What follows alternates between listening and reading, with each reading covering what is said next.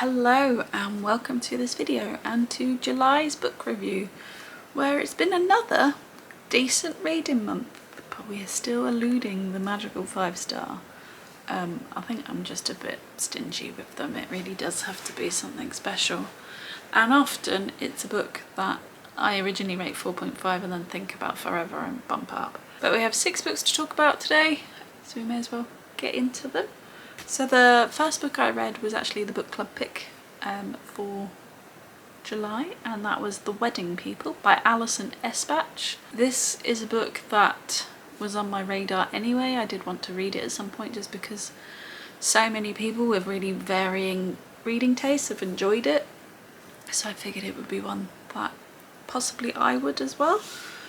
So in this we are following Phoebe, I think her name was, and she decides to go to this really fancy hotel to essentially commit suicide, to kill herself, but she wants to have the time in the fancy hotel that she's always wanted to stay in first. But when she gets to the hotel she realises that it's been essentially hired out for a fancy wedding, and she is the only person there that isn't a wedding guest.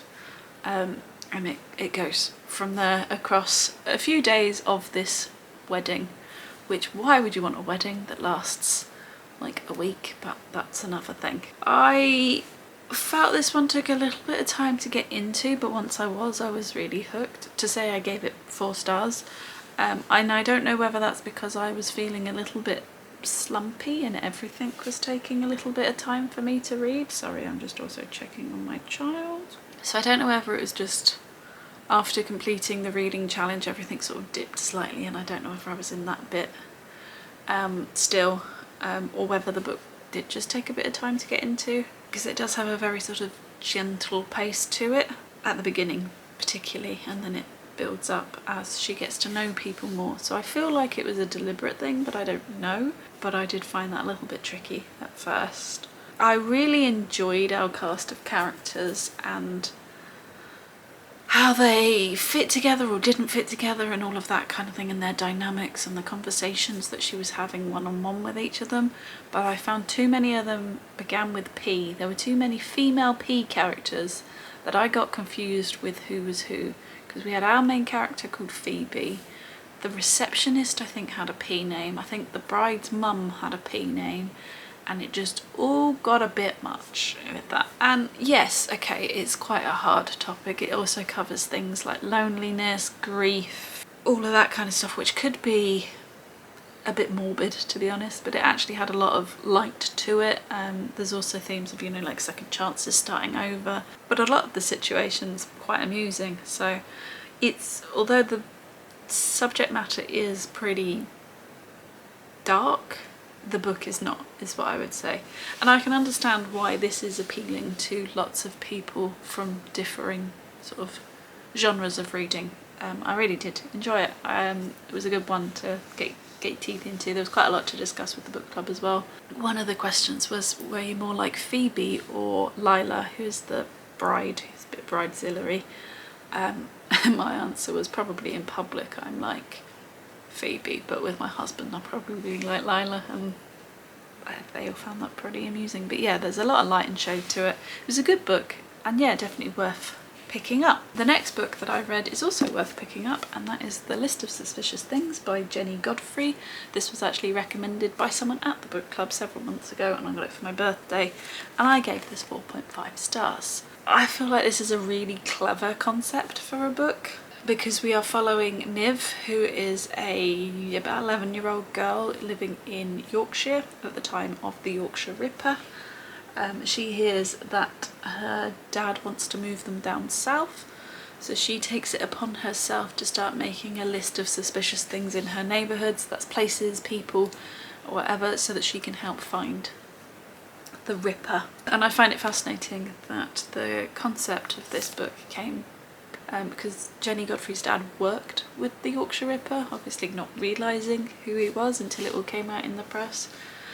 So she's always had that sort of fascination of behind closed doors and all of that kind of thing. So that's where this book came from, and that kind of thing, which I just think's a clever idea. So despite the topic though, I would say this is not really about the Yorkshire Ripper. This is more about, well, Miv, who is essentially focusing on this to block out all of the other bad things that are happening in her life. I expected sort of more sleuthing in it, but it didn't have that at all. I mean, there's an element of it, but not really.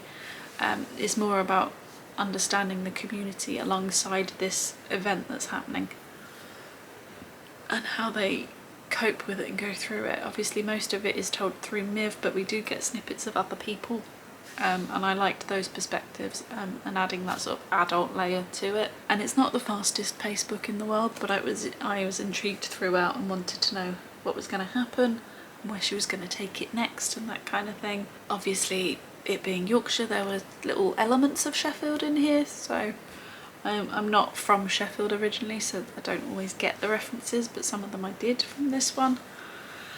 And yeah, essentially it's a story about friendship, it's about growing up, it's obviously about growing up in this time period, and being in relative close proximity to it. And I just thought it was very well done and I really enjoyed it. So yeah, that is The List of Suspicious Things by Jennie Godfrey. My audiobook this month was Northanger Abbey by Jane Austen, and I have now listened to all of the Jane Austens, bar Pride and Prejudice because I read that a few years ago, but I've now done them all.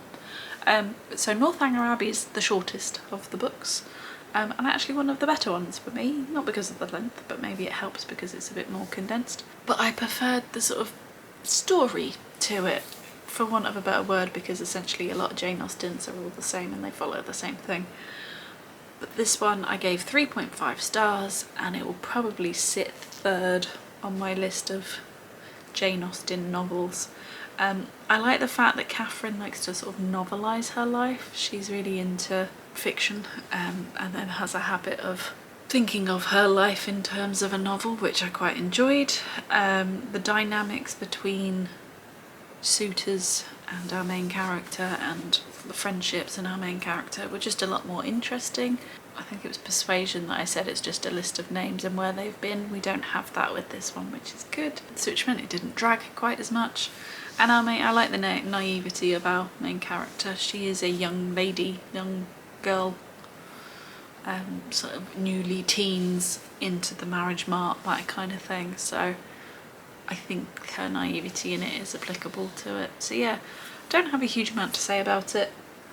Finished my Jane Austens, and yeah, that one was 3.5 stars. Alright, the next book that I read was First Time Caller by B.K. Borison. This is a romance, it's essentially a retelling of Sleepless in Seattle, and the first B.K. Borison that I've read. So I gave this one 4 stars. I really like the radio station setting. So Aidan is our host, and then Lucy, well, technically her daughter,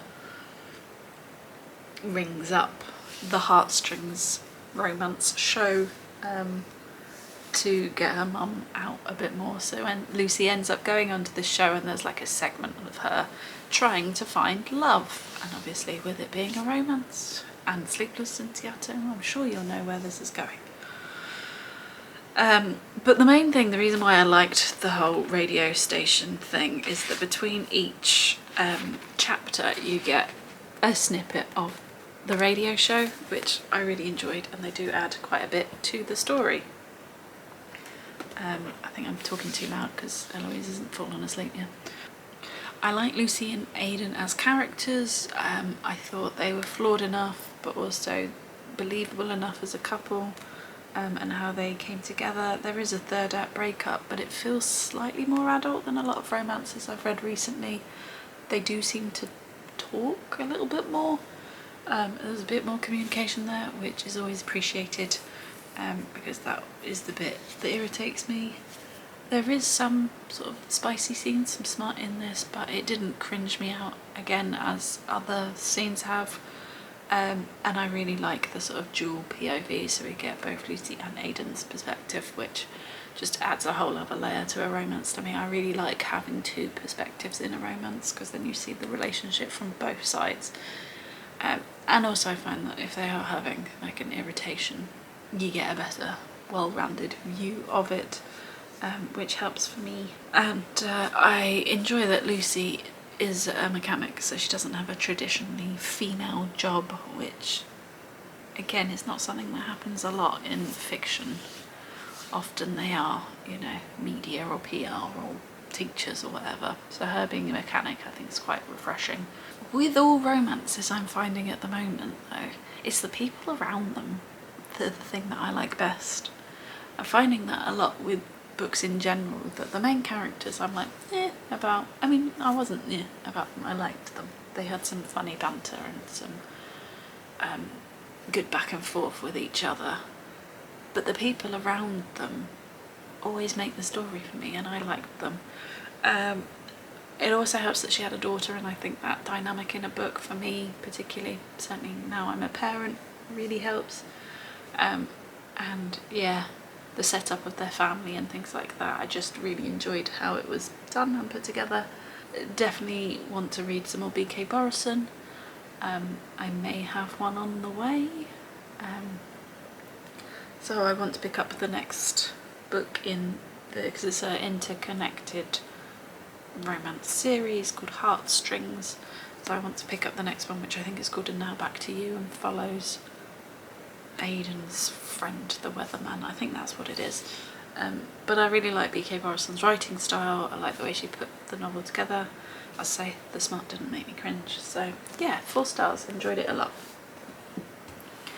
Now I've been on a little bit of a spending splurge on books this month and have bought 7 books this month. I thought it was 6, but no, it's 7.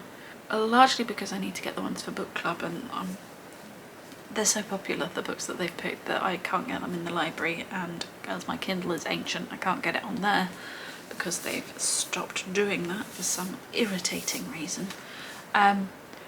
And I passed my driving test, so I wanted to treat myself. So one of the books that I bought and have read this month was Heartstopper Volume 6. You can see up here I have all of the Heartstoppers, so I really wanted to get to the new one. It was going to go on the Christmas list, but then when I, passed my test, I was like, do you know what, that's a decent price, I'm going to pick that up. And I read it almost straight away, and I gave this one 4.5 stars, which I think I've given most of the series. So if you don't know about the Heartstopper series, it's also a show on Netflix. We are following Nick and Charlie, who are at secondary school, high school, whatever you want to call it. There's a year between them, but they're in the same form, and then they form a relationship. Throughout all of the books we've had other scenarios going through it, and Volume 6 is the last one, which is a little bit sad. I stupidly watched the Netflix film before reading this, so I didn't get any sort of surprises going into this book, which may have dampened my enjoyment of it slightly, whereas if I had gone without knowing how she was going to take it, it might have been better. It is spanning across quite a lengthy period of time, so I feel like for the last instalment it's a bit rushed. I feel like we could have, I don't know, I felt like I should have had more because it's the last one.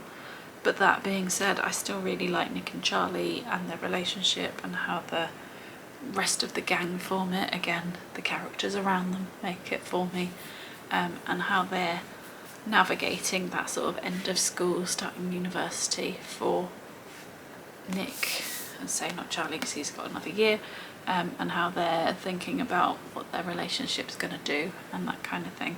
I think the epilogue makes it, because I think if they'd ended it not with the epilogue, that would have been a bit dissatisfying. So having that really did help. And as I said, it was good. I did really enjoy it, but I just feel like it could have gone a little bit further. Could have done a bit more. But yeah, if you haven't picked up the Heartstoppers and it's the kind of thing that you're interested in, would really recommend them. They are all graphic novels, I didn't say, and I never read a graphic novel, but I really like these, and they're very easy to read. I did it in a day, which is no mean feat when you have a 2-year-old. I can say that. So yeah, and then the last book that I read is a bit of a random one, but for the Kindle pick I was like, do you know what, I fancy reading Jurassic Park. So that's what I did. I read Jurassic Park by Michael Crichton. I have seen the films. The first one I haven't seen for a very long time, but obviously I know the gist. I'm sure everyone knows the gist. There's a dinosaur theme park a dinosaur zoo, and things don't go very well. I gave this a 3.5 stars as a book, and I will say it's very well written. I enjoyed it, but I will say that the pacing, or maybe not even the pacing, is too long. And the reason it's too long is because you get like really tense, and it is tense, and I felt tense reading it, where they're, you know, trying to get away from T-Rexes and velociraptors and that kind of thing. And then you get back to, I think it's Malcolm, and he starts talking to you about chaos theory, and I couldn't care less. Or we'd have to have a really in-depth thing about genetics or coding for the computers. I don't think we needed that much detail for it. So it's vastly too long because of those. It's also quite repetitive, I have to say. So it is over 400 pages, and it needs to be cut down by probably at least 100 pages. And I did get a bit confused with the characters, but because it's, again, Malcolm, there's two G's, there's Grant and Gennaro, but I just kept forgetting who was who. And again, that may be because of the way I read it, in that I sort of just dipped in now and then, I didn't just read it solidly. But yeah, that confused me a bit. There were points where I'm like, which one's this one again? What's his job? So yeah, and I will say, the beginning of this book is not how I remember the film. I don't remember there being a baby's face ripped off at the beginning of the film, like there is in the book. So yeah, glad I've read it. Will read the second one at some point. It's on my Kindle, but when I'm going to get to it, I have no idea. So I say I will get to it, but I enjoyed reading it, experiencing it. But yeah, too long and had too many sort of lengthy explanations that didn't really feel like they needed to be there. So 3.5 stars for that one. And that was the last book that I read this month, and I've actually managed to keep my rambling below 20 minutes. I'm happy with that. So yeah, I say it's been a pretty good reading month. I mean, nothing was below a 3.5 star, which is good going for me. I now have lots of new books because, as I say, I've been buying stuff, although I am reading one at the moment because it's my book club pick, and I'm waiting for some to arrive. Yeah, July's been fun. So if you've read any of the books I've spoken about, or any of the ones that you can see here, because these are what I've got to read, put them in the comments below. If you've enjoyed this video, please give it a thumbs up, and if you haven't, please go ahead and subscribe. Well, stuff's coming. I can never really tell you because I don't really know. I don't plan it anymore. But I will see you in the next one. Bye.